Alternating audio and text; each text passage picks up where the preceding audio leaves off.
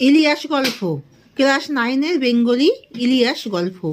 ইলিয়াস গল্পটি কে লিখেছেন? Leo Tolstoy. ইলিয়াসের কি কি বিষয় সম্পত্তির কথা বলা হয়েছে?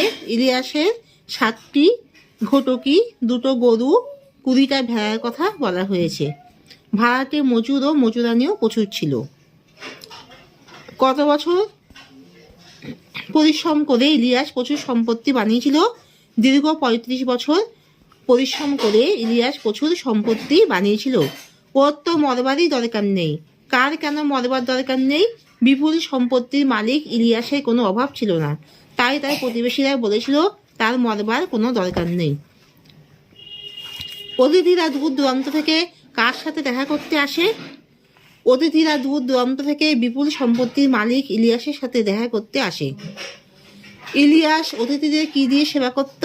ইলিয়াস তার অতিথিদের কুমিশ, শরবত, মাংস প্রভৃতি ভোজ্য ও পানীয় দিয়ে সেবা করত। ইলিয়াসের কটি সন্তান ছিল? 2টি ছেলে ও 1টি মেয়ে ছিল। ইলিয়াসের অবস্থা ধীরে ধীরে উন্নতি হলো কিভাবে?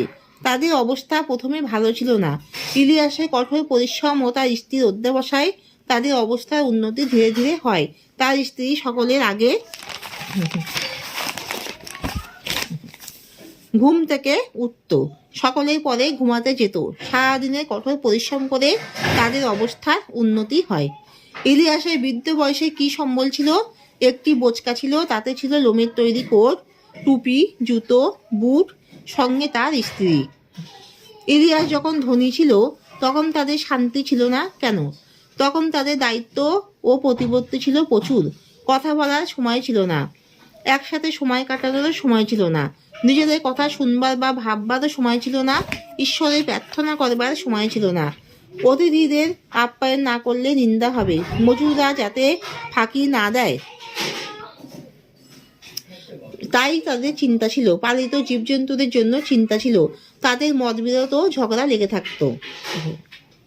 পরে ইলিয়াস ও তার স্ত্রী কিভাবে দিন যাপন করত?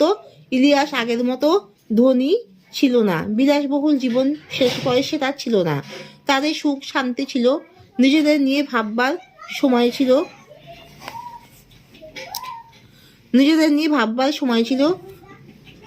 নিজেদের নিয়ে ভাববার সময় ও দায়িত্ব কর্তব্যের ঘেরাটোপ থেকে বেরিয়ে সুখ শান্তিতে প্রভুর সেবা ও শ্রম করে তাদের অনেক সময় কেটে যেত।